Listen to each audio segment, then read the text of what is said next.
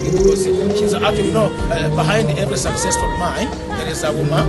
There is a woman, so she's behind all this success that you see. Without her in the ministry, we could not.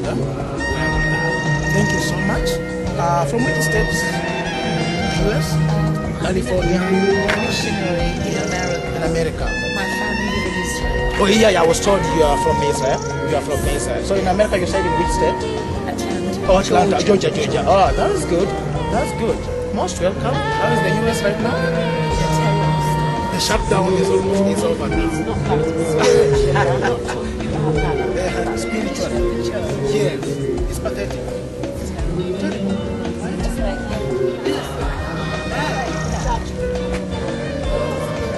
Okay, that is good. Most welcome. I haven't come with a prosperity. Yeah. Jeremiah 29 from verse 10. For those maybe whom we have not interacted, my name is Pastor Tom Okiru, Pentecostal Revival Church. Welcome, sister, our guests from Israel, residing in America, Atlanta, Georgia. Sister Regina, and our bishop, my friend, Lucas, and all the fellow worshippers, PRC Canada. If you are all there, Jeremiah 29, say my amen. Amen. Say amen. This is what the Lord says. When 70 years are completed, the other versions say when 70 years are over, for Babylon, I will come to you and fulfill my gracious promise to bring you back to this place. Verses 11. For I know the plans I have for you, declares the Lord. Plans to prosper you and not to harm you. Plans to give you hope and a future. Just want to take 15 minutes. It's 10:54. Just to share in a subject from grass to grace. Say amen. Say amen. Our Lord is so loving. Our Lord is so gracious. Our Lord is so kind. But even after the children of Israel went astray and they taken captives in the land of Babylon, still the Lord God gave them some hope. I remember it was the year 586 BC when King Nebuchadnezzar of Babylon invaded Israel and they took many of them, most of them, as captives in the land of Babylon. 586 BC. And then they went through thick and thin as a punishment. As a punishment. But the Lord God was with them. Yes, he agreed that they have to go through some suffering, a punishment for their own sins. But there he came through Prophet Jeremiah and gave them some hope. You remember, even someone sang, when they sat by the river of Babylon, there they went, as they remembered what? Zion. The land flowing with milk and honey. They went through devastation. But the Lord God was not asleep. There was a nation that came up. Persia, which now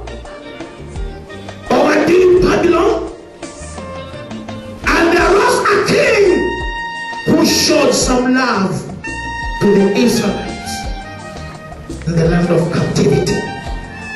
We want to talk about King Cyrus. As the Jews of Israel were going through the captivity, God through Prophet Jeremiah said, after 70 years are over. 70 years, my friend, is a long period. He said, I will come back. I will rescue you. I will show you that I am a living God. And he said, for I know the plans I have for you. In verse 11, plans to prosper you and not to harm you, plans to give you hope and a future. I want to speak to a soul that is going through some form of inspiration. To give you hope, to restore your hope, and say that after all this are over, the Lord God will come and manifest himself. And he will show you that he is a God. You will call upon him wherever you are, and he will hear and listen. Praise the name of the Lord. Praise the name of the Lord. I want to remember how desperate Joseph was in Egypt when his brothers sold him over to some slave dealers. And there he landed in the house of Potiphar. Yes, he enjoyed a bit, a little bit for a short while. And the enjoyment was short-lived. After a short while, you know the story what happened to Potiphar's wife. Who really wanted a relationship with Joseph, and Joseph told him, no matter, I respect you, I respect you. And remember what happened? There was a struggle, the book of Genesis, there was a struggle. And in that process, the ladies night off the jacket as an exit. I will show you the kind of woman I'm made of. Let my husband come, and you know that he's actually a general in the army of Egypt. Yes, this young man whom we brought here as our house servant wanted to let me. And in the bedroom there's an exhibit and this jacket. Joseph and the jacket. You remember? Joseph and the jacket. The jacket has always betrayed Joseph. Way back in his homeland. What happened? Because the father loved him, he bought him a nice jacket, and the brothers felt jealousy of the jacket, and they sold him. Now there in Egypt, Potiphar, you wanted to rob my wife, and you know, you will not in jail. Joseph in jail. Joseph in jail. For some of us, we don't want in jail. The jail of joblessness in the prison. Marriages are breaking. Children are the period of suffering. So what do? You need an artist guy. Someone who is strategic in agricultural, someone who makes you like during the bumper harvest, then we should not eat. If you want to stay. Amen. Amen. Amen. What's your Alpha, Omega, you are worthy of our praises today. Alpha, Omega, you are worthy of my praises today.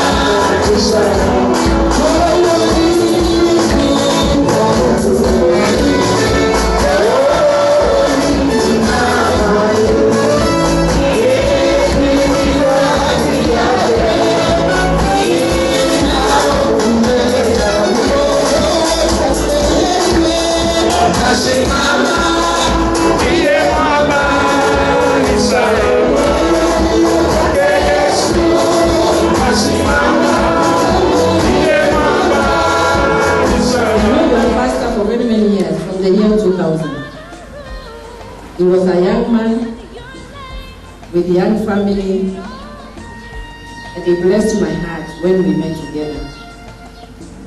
As I entered this church, as we are looking to Joshua, what is it about Kayole Pentecostal Church? I saw the writing on this, and I captured the scripture in the book of Genesis, chapter 8, which you all know, 11. But today, the scripture is being fulfilled. Amen?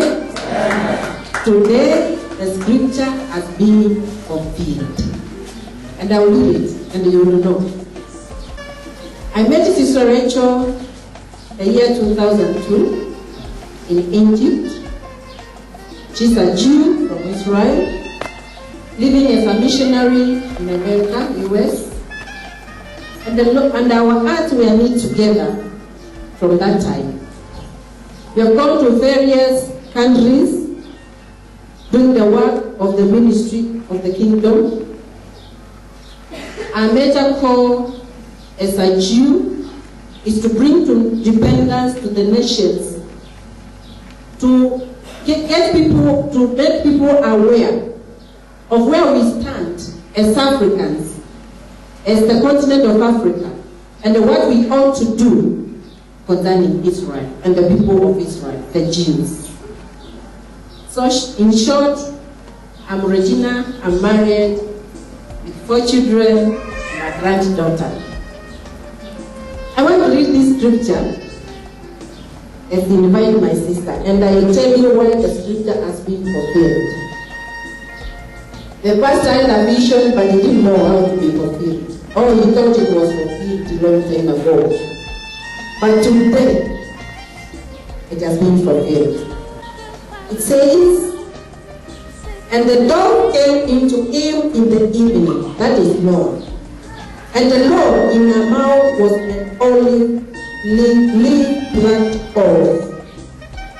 So Noah knew that the waters were abated from all the earth. That was a dove with an olive branch. Today, we have an olive branch from Israel. Amen? Is it the scripture fulfilled?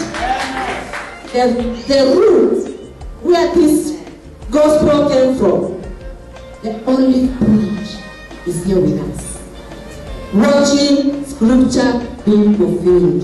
The Jew and the Gentile together. Amen? Amen? I'm so blessed to be in this church. I saw it on the video, just what I've been sharing. My name is Sister Rachel.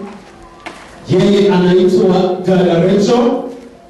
I have an African husband. Akona mume wa Kiafrika. I have an African husband. Yeye ako na mume wa Kiafrika. He's from Egypt. Kutoka Misri.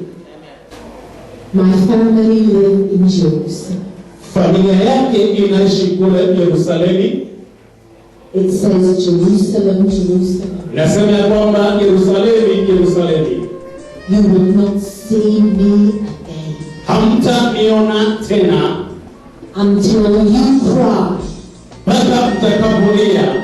Baruch, Baruch, Haba, Haba, Hashem, Hashem, Adonai. Adonai. Let us pray. Tuombe. Lord, we thank you Bwana, tunakushukuru that we are standing ya kwamba kwa siku hii umetuandalia in the nation of Kenya. katika nchi ya Kenya. We thank you that you love Kenya. Tunakushukuru kwa sababu unapenda Kenya. We thank you that Kenya has had a good relationship with Israel. Tunakushukuru kwa sababu Kenya imekuwa na uhusiano mzuri na Israel. But Lord, Mungu wetu, you are weeping tunalia between the porch and the altar kwa ajili katikati ya madhabahu na chini yake, for a nation of Kenya. kwa ajili ya taifa la Kenya. Lord, Bwana, as we come to you tunapokuja mbele zako as the one new man, kama mtu mmoja, let us hear from you wacha tusikie kutoka kwako, what your Holy Spirit wacha Roho wako Mtakatifu is revealing today. ambaye ako mahali hapa hivi sasa. May I decrease Wacha yeye akateremke and you increase, na Roho akashuka, that your people kwamba watu wako who are called by your name ambao wameitwa kwa jina lako will come back to you. watarejea kwako. Help me, Wasaidie, help me nisaidie in my weakness. katika udhaifu wangu, Help me nisaidie. speak to your people. Nena kwa watu wako In Jesus' name. katika jina la Yesu, In the name of the Messiah. kwa jina la Mesia. Amen. Amen. I didn't know Jesus. Yeye hakumjua Yesu. You see, a veil was given to the Jewish people. Unajua kuna kitambaa pasia ilikuwa imetiwa kwa Wayahudi. We were blinded to the gospel. Walikuwa wametiwa giza kwa ajili ya Injili. But it's a Jewish book. Hiki ni kitabu cha Wayahudi. It's written by Jewish people. Imeandikwa na Wayahudi. Isaiah was a Jew. Isaya alikuwa Myahudi. Matthew was a Jew. Mathayo alikuwa Myahudi. Mark was a Jew. Marko alikuwa Myahudi. John was a Jew. Yohana alikuwa Myahudi. Paul was arrested. Paulo alishikwa. He was arrested Alishikwa on the road to Damascus. kwa njia akielekea On that Damasco. road, Kwa barabara, the blood damu crucified his flesh. ambayo iliweza kusulubisha mwili wake kama nyama yake. And he said, it is not I who lives. Na akasema sio mimi nishie, It is not I who lives. sio mimi naishi. Lord, Bwana, what will you have me do? Bwana unataka mimi nifanye nini? It's a narrow gate. Ni barabara nyembamba. Many come to church because they're religious. Watu wengi wanakuja kanisani kwa sababu hiyo ni kama watu wa dini. Many come to church because they like to feel good in jumping up and down. Wengine wanakuja kanisani wasikie tu vizuri kurukaruka na kukaa. God is going to speak to you today. Lakini Mungu anaenda kunena nawe siku ya leo. Amen. I had malaria twice. Alikuwa na malaria mara mbili. I died physically in Tanzania. Akafa katika mwili kule Tanzania. I died. Akafa, They turned the oxygen off. wakatoa hewa In Tanga, kule Tanga. they said she's dead. Wakasema amekufa, She's dead. yeye amekufa. What would the pastors tell my husband? Je, wachungaji wangeambia nini mume wake? My precious husband, Mume wake wa dhamana, my son, kijana yake, a sending church, kanisa lililotuma, a white woman in Tanga dead. mwanamke mweupe Tanga amekufa, But God, lakini Mungu, hallelujah, haleluya, but God, lakini huyo Mungu, the living God, Mungu ambaye anaishi, not a dead God, Mungu ambaye anaishi, but a living God, Mungu ambaye anaishi, raised me up from atamwinua kutoka wafu, raised me up from dead atamwinua kutoka katika wafu, to come here today, kuja hapa leo, to be with you. kuwa pamoja nasi. Amen. Amen. I thank God for the pastor, Anamshukuru Mungu asili mchungaji, for Sister Regina, kwa ajili ya dada Regina, for the bishop, for Brother kwa Jehoshaphat, ajili ya bishop na hata kwa ndugu Jehoshaphat and for you. na hata kwa wewe pia. I was alone in a room in Cairo. Alikuwa peke yake kwenye chumba kule Cairo, I didn't know Jesus. hapo anamjua Yesu. I was going to commit suicide. Alikuwa anaenda kujitia kitanzi. I'd reached the end of my life. Alifika mwisho wa maisha yake.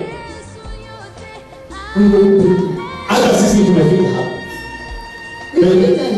Tumefika hapo kwa tunaona maisha yana maana. And Jesus came to me. Na Yesu akaja kwake. But there was a veil. Kulikuwa na pazia. My people only read from the book of Genesis to Malachi. Watu wake wanasoma kutoka Mwanzo mpaka Malaki. They wrote their prayers Wanaandika maombi yao and put them in a wall. na wanaweka kwenye ukuta wa Yerusalemu. They put them in a wall. Wanaweka kwenye ukuta Yerusalemu. But they gave you price. Lakini waliweza kulipa gharama. Peter Petero was a Jew. alikuwa Myahudi. God said to Peter, Mungu akamwambia Petero, go with Cornelius. enda kwa Kornelio. I'm not going into a house of a Gentile. Akamwambia siende kwa nyumba ya Yunani. I never used to mix with Gentiles. Yeye hapo anaingia katika nyumba ya Yunani. Anybody who's not a Jew is a Gentile. Yeyote ambaye si Myahudi ni Myunani. But Peter stepped over into grace. Lakini Petero akaingia kwenye neema. He stepped over Akasimama juu yake and said shalom na akasema amani to the Gentiles. kwa Yunani. And God spoke to him Na Mungu akanena kwake and said, do not call anything unclean that I sanctify. usije ukaita kitu chochote kichafu ambacho mimi nimekitakasa. And Peter stepped over Petero naye akasimama juu yake and released the Gentile na akaweza kumwachilia Myunani into salvation kwa wokovu and into being baptized in tongues. na akajazwa kwa ndimi Baptized in tongues. akajazwa kwenye ndimi. So thank you for welcoming. Kwa hiyo asante kwa sababu ya Kornelio. Thank you. Asante. Amen. Amen. Spiritual progress. Kukua kiroho. I hope you all have your Bibles Nafikiria kuna Biblia zetu and pencil and paper. na hata kalamu na karatasi. Chukua kalamu, karatasi. Ni vizuri kuandika scriptures, unaweza fanya kuangalia baadaye kwa peke yako. Spiritual progress. Kukua kiroho. Spiritual progress Kukua kiroho is removal of sin. ni kuondoa dhambi. Let me say it again. Wacha arudie tena. Spiritual progress Kukua kiroho is removal of sin. ni kuondoa dhambi. I got saved in Africa. Aliweza kuokoka kwa Afrika. Jesus came to me. Yesu akamujia, He baptized me in Cairo akampatiza kule Cairo in water. kwa maji, And then he baptized me in the power of the Holy Spirit akapatiza kwa nguvu za Roho Mtakatifu and speaking in tongues. na akanena katika ndimi. Amos 9, Amos 10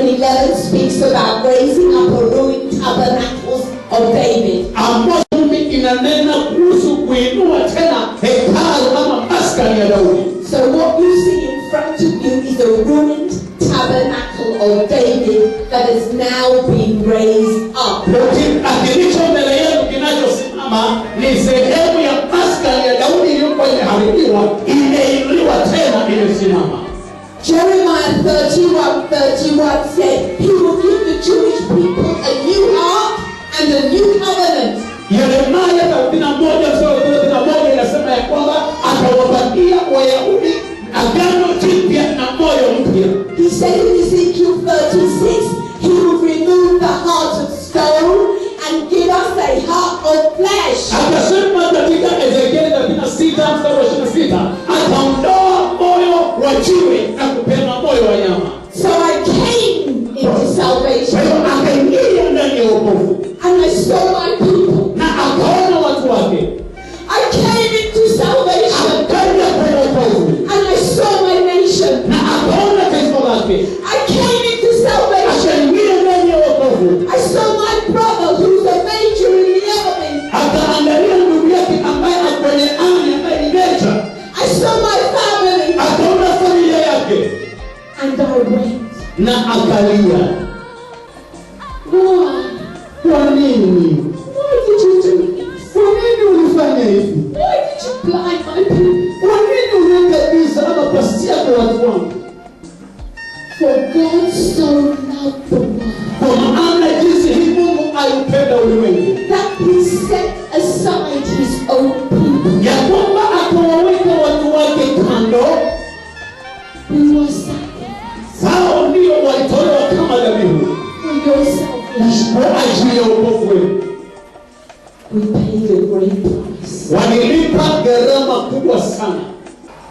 Don't take the gospel lightly. Usije ukachukua injili kwa urahisi. In Egypt, Kule Misri, they're burning churches. kule wakienda kwenye makanisa, In Egypt, they're killing the Christians.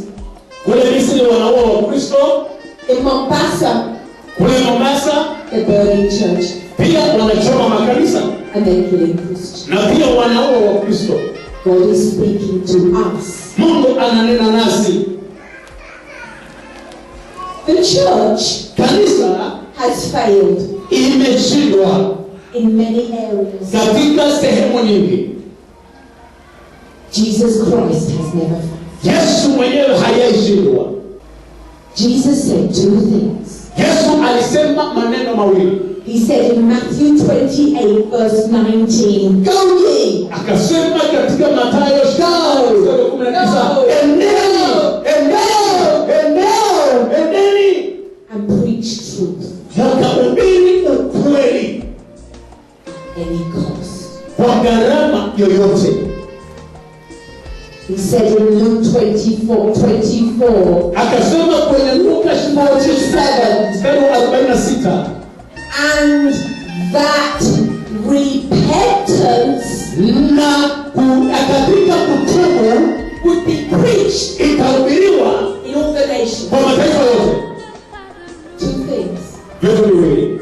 He didn't say he'll get rich. Hakusema wewe tajiri, He was born in a manger. alizaliwa kwenye hori la ng'ombe. And the glory of God was upon him in the manger. Hata utukufu wa Mungu ulikuwa juu yake akiwa kwenye hori la ng'ombe. The prosperity message that has come from America is a counterfeit. Injili ambayo imekuja kutoka Amerika ya ufanisi ni injili ambayo si halisi. It's a counterfeit. Ni injili sio halisi. Have you got a piece of some money? Je, uko na noti yoyote ya 100 ama 50? One note. Noti tu ya 100 ama 50 ya haraka. Unajua nataka uonyeshe. Fanya haraka hiyo noti. A counterfeit. Noti anataka tulisha. This is a 200 Kenya shillings. Hii ni noti halisi ya shilingi 200 ya Kenya. It's a real note. Hii ni noti originali. It preaches. Inahubiri ukweli. It preaches Inahubiri repentance, kutubu, turning around, kutoka, dealing with our heart, kushughulika na mioyo yetu dealing with our sin. na kushughulikia dhambi zetu. But the counterfeit Lakini injili ya kubadilisha looks karibu inafanana fotokopi, but it's not. lakini sio hiyo. And that's the lie Na hiyo ni uongo that has come from America. ambayo imetoka kwa Amerika. America is in judgment. Amerika kwenye hukumu. Now, Sasa hivi we're in Kenya. Tuko katika nchi ya Kenya. Messages of repentance Ujumbe wa kutubu were preached ulihubiriwa before the first coming kabla ya kuja kwa Yesu, of the Lord Jesus Christ. kuja kwa Yesu Kristo. John the Baptist Yohana Mbatizaji was in the wilderness alikuwa jangwani and he preached. na akahubiri. He was not involved in the church at that time. Hakuwa amehusika kwenye sinagogi wakati huo. He was not involved in the government. Hakuwa amehusikana na serikali. He was not involved in any level of society at that time. Hakuwa amehusika katika sehemu yoyote ya kijamii wakati He huo. was in the wilderness. Alikuwa He was jangwani. in the wilderness. Alikuwa He was jangwani. in the wilderness. Alikuwa jangwani. And Kenya Na Kenya is in the wilderness iko jangwani because it has refused kwa sababu imekataa the pastors, wachungaji the leaders wa viongozi in this nation katika taifa hili have refused to preach repentance. wamekataa kuhubiri kutubu.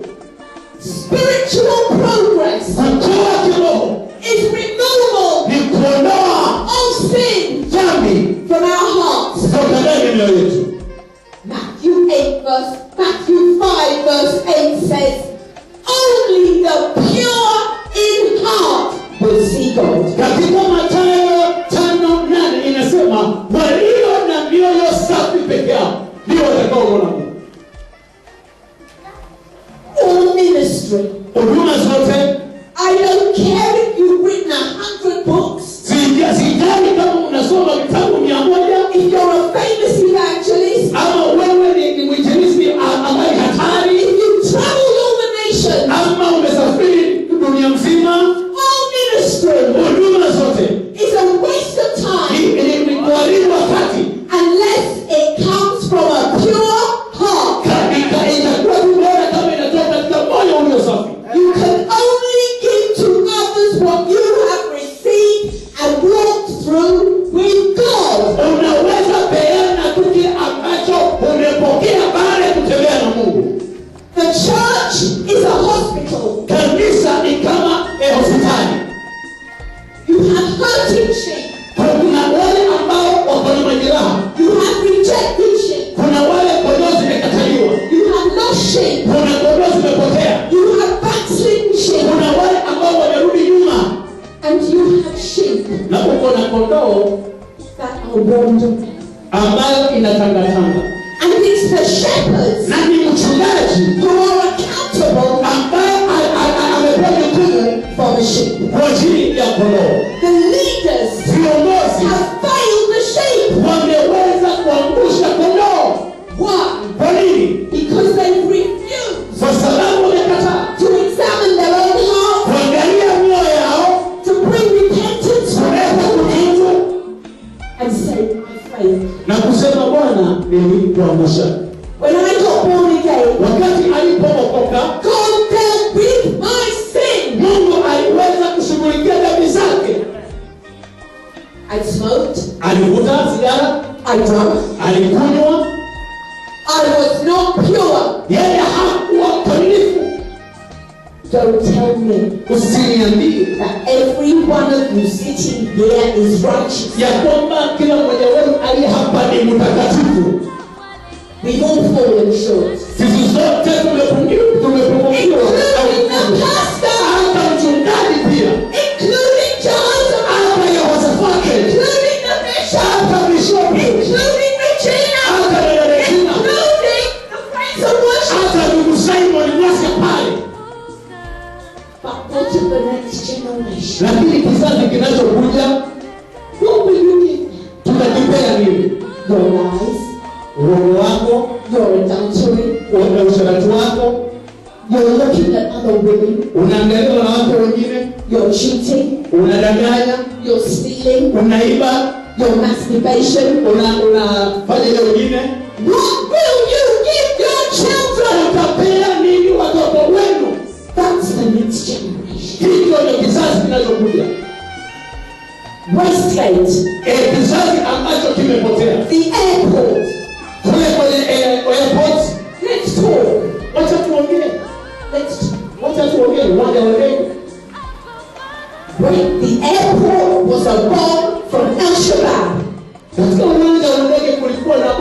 Boko Al-Shabaab. It was not an electrical fault. Haikuwa ilisababishwa na nguvu za umeme. It was being covered. Iliweza kufunikwa. Westgate. Westgate. It was a Jewish building built with Jewish money. Ilikuwa ni jengo la Wayahudi kajengwa na pesa ya Wayahudi. Al-Shabaab went in. Al-Shabaab wakaingia. Disaster. Shida. Tragedy. Shida. Loss of life. Maisha yakapotea. It was finished within 24 hours. Ilimalizika kwa masaa 24. The police went in. Polisi walikuwa pale askari. And then the army went in. Na pia army ikaingia. What did they do? Ni nini walifanya? In this nation, Katika taifa hili they looted. waliiba. For 3 days they looted the Kenyan people. Kwa siku 3 waliiba kutoka Westgate. They looted. Waliiba. And then they covered it. Na wakafunika. They covered it. Wakafunika kuchoma mattress. They covered it. Wakaifunika na kuchoma mattress. People were lying dead. Watu walikuwa wamelala wamekufa. People were lying dead. Watu walikuwa wamelala Your wamekufa. people, you're laughing. Your people were lying dead. Watu wengi walikuwa wamelala wamekufa. And they took money. Na wakachukua pesa, They took goods. wakachukua vitu. I personally know people that were injured in Westgate. Watu ambao walikuwa wanaumia kule Westgate. And I phoned my sister. Na akapigia dada yake. Is David okay? Akasema je, iko sawa sawa? Is Terry okay? Yes, iko sawa Are sawa. they alive? Maisha ni watu wangapi ambao wamepoteza maisha? I know more. I know more. Yeye anajua vita. I come from Israel. Yeye anatoka Israeli. I was going in the Israeli army. Alikuwa akienda kwenye jeshi la Israeli. Look at your nation. Lakini angalia taifa letu. We're not going to look at Uhuru. Tutaangalia Uhuru. We're not looking at Odinga. Hatutaangalia Agwambo. We're not looking at Kibaki. Hatutaangalia Kibaki. God is dealing with the church because of covering up their sin. Lakini anaangalia kanisa kwa sababu kanisa inafunika dhambi. Covering. Kufunika. Lying. Kudanganya. Putting on a smile. Kuweka tu tabasamu. When your hearts are full of sin. Na mioyo yenu imejaa dhambi. You know, in the book of Daniel, Najua kwenye kitabu cha Danieli there was some handwriting kulikuwa na mkono uliandikwa katika sura ya 8. put on the wall. Iliandikwa kwenye ukuta. It was put on the wall. Ilikuwa kwenye ukuta. Minor, tekel, or passing. Mene tekele apresi. In Hebrew, Ilikuwa imeandikwa. Kenya, you have been found wanting. mmepatikana hamuko sawa sawa. That was in the year 2010 when I was here. Hiyo ilikuwa ni mwaka wa 2010 alipokuwa hapa. Now things are very serious. Vitu sasa vimeharibika sana. That handwriting on the wall Ule mkono ulioandika kwenye ukuta is now on the land. sasa umeshuka uko kwenye mchanga. Do you understand? Je, mnaelewa? Do you understand? God is not looking at the leaders of the nation. Je, mnafahamu ya kwamba Mungu haangalii viongozi wa nchi? It says the government rests on the church. Anasema serikali iko kwa mabega ya kanisa. The church is the spiritual leader and is in the forefront of the war against Satan. Kanisa ndilo ambalo nataka tangulia kiroho likifanya vita mbele ya shetani. It's not the government. Sio serikali. Sin Dhambi has separated you imetutenganisha from God. kutoka kwa Mungu. What do I mean by sin? Je, anamaanisha nini akisema mambo ya dhambi?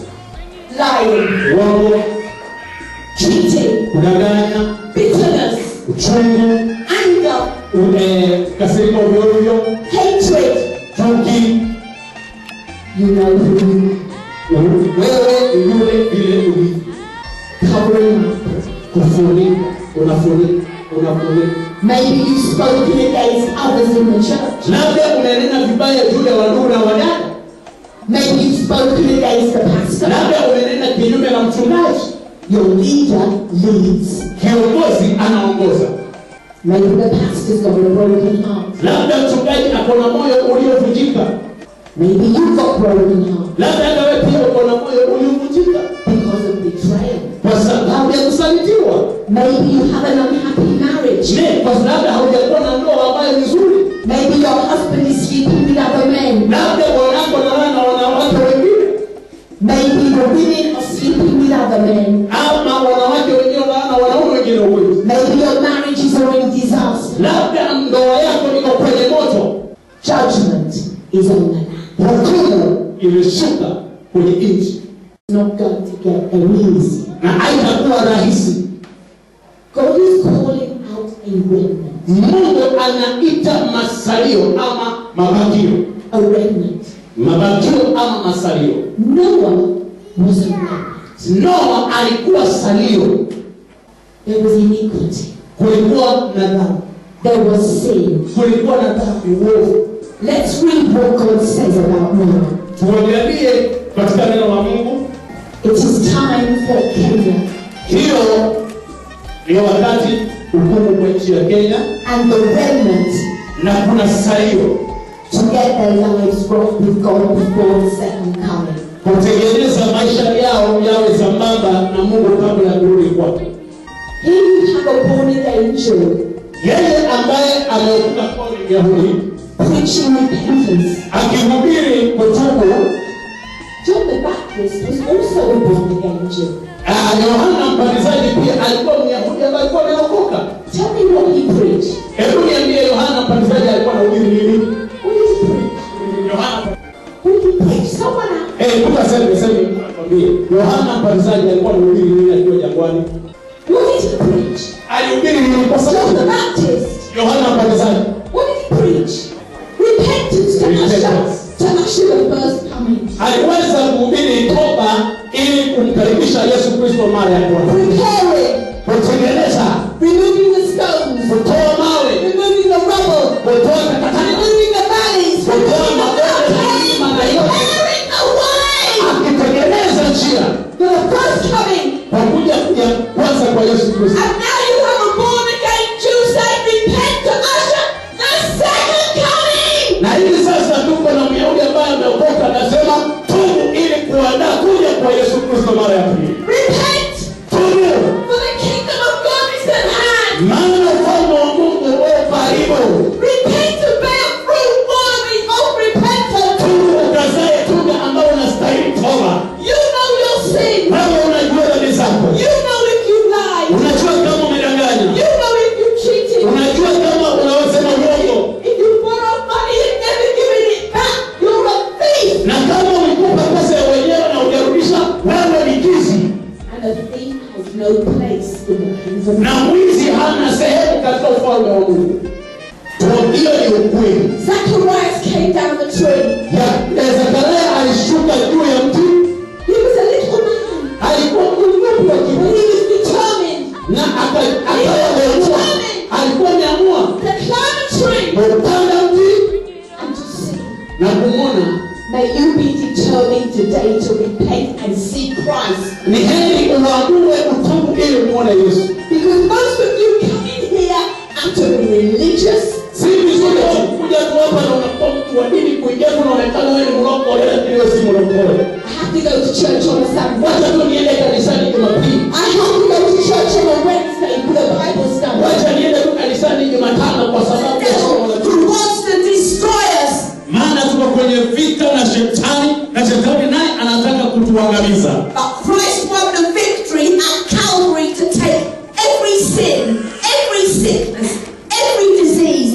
He made it open. Lakini Yesu aliweza kushinda pale Kalvari na kashinda kila magonjwa, kila laana, kila dhambi na aina yote ambayo unaweza kufikiria. Amen. Amen. He made an open show. Aliweza kushinda Jesus wazi. made an open show. Yesu aliweza kushinda wazi. A bold display of the devil. Na akaonyesha shetani vile amemshinda. And he defeated the devil at the cross. Na akaweza kumshinda shetani pale Golgotha. So that you could walk in the blessings Ili ukaweze kutembea ndani ya baraka. and walk for him on earth. Na kutembea ukiwa ndani yetu hapa duniani. We're warriors. Sisi ni mashujaa ama generation that will say no. Mungu anainua watu wenye sauti ambao watasema katika nchi hii la kwa dhambi. Men and women. Wanawake kwa wanaume ambao watasema la. No to sin. La kwa dhambi. No to unrighteousness. La kwa uovu. And walk in the blessings of God. Nao watatembea katika baraka za Mungu. For the weapons of our warfare are not carnal. Silaha za vita vyetu si za mwili, but mighty in God for pulling down strongholds. bali zina uwezo katika Mungu hata kuangusha ngome. Strongholds. Ngome of the soul. Ya mawazo. God said to Moses, Mungu akamwambia Mose, hit the rock. Nena kwa jiwe. And the water will run out. Na jiwe likapasuka. And then God said to Moses, na Mungu akamwambia pia Mose, beat the rock. Piga jiwe. Moses ran ahead of God and hit the rock instead of speaking to the rock. Mose badala aweze kunena kwa jiwe akapiga mbio na akapiga jiwe. He relied on the same pattern of doing it. Aliweza kuishi maisha ya mazoea. God doesn't put people in a box. Akafikiria kwamba Mungu anaweka kwenye box. Religion is not a box. Dini sio box. Religion is the power from on high. Dini ni nguvu za Mungu kutoka juu mbinguni. That will come upon a people. Haitakuja juu ya watu. Upon a people. Juu ya watu. Who are consecrated. Ambao wametakasika. And holy. Ambao ni watakatifu. And walking with God. Na wanatembea na Mungu. How can you be full of God? Je, utakuwaje umejaa Mungu? If you're full of sin. Kama umejaa dhambi. The power from on high. Mungu kutoka juu. The power from on high. Mungu kutoka juu. So wait tonight. Kwa hivyo leo siku. Repent tonight. Tuombe leo siku. And let Jerusalem come down to earth in your closet. Awacha Jerusalem mpya ishuke chini kwako kama umejifunika. If you want to watch television. Kama unataka kutazama runinga. If you want to talk on the phone. Ukitaka kunena kwenye simu ya rununu. The devil has many distractions. Shetani ako na njia nyingi, mbinu nyingi. It is time. Ni wakati. For Kenya. Kwa ajili ya Kenya. The remnant. Salio ama bakio. To bring their hearts before. Kuleta roho zao mbele ya Mungu. That. Hiyo. Westgate built. Jambo la Westgate. 2 Jews in there. Kulikuwa na Wayahudi wawili. One was a pregnant woman. Mwingine alikuwa ni mwanamke mjamzito. And she died. Na akafa. That brings a curse on the nation. Hiyo ni kuleta laana kwa nchi. To repent. Kutubu. For killing Jews. Kwa kuua Wayahudi. To repent. Kutubu. That a building built by Jews collapsed. Ni jengo la Myahudi kuanguka. Hiyo ni kuleta laana. On a nation. Kwa taifa. John Garang was the head of the leadership of Southern Sudan. He went to Israel to be educated. Alienda Israeli kufundishwa. He came back to Southern Sudan. Samahani, John Garang aliyekufa alienda Israeli kufundishwa. The 1973 war. Na akafundishwa vita kama Kiyahudi. Between the Arabs and the Jews. Baina ya Waarabu na Wayahudi. John Garang gave all the weapons that Israel had given the Christian South to the Arabs. John Garang aliweza kupeana silaha zote ambazo alikuwa amepewa na Wayahudi kwa Waarabu kule Southern Sudan na walipopewa Kristo. 1.5 million Southern Sudanese Christians died. Nusu milioni ya Wakristo wa Sudani walikufa. Because of John Garang. Sababu ya John Garang. Zambia expelled the Jews. Walifukuza Wayahudi. Under Nyerere. Na hata Nyerere Tanzania. Nyerere na Idi Amin Uganda. Zambia expelled the Jews. Zambia ilifukuza Wayahudi. The whole of Africa had been aligned to the Arab Muslim bloc. Karibu Afrika yote imeweza kushikana na Waarabu. They signed away their birthright. Waliweza kuuza usimame kwa ajili ya Mungu. Kwa ajili ya taifa. As a light. Kama mwanga. In the dark. Katika giza. Finally. Mwisho. Verse 5. Mstari wa 5. Casting down arguments and every high thing that exalts itself against the knowledge of God, bringing every thought captive to the obedience of Christ. Tukiangusha mawazo na kila kitu kilichoinuka kijiunuacho juu ya elimu ya Mungu na kukiteka nyara kila fikra ipate kumtii Kristo.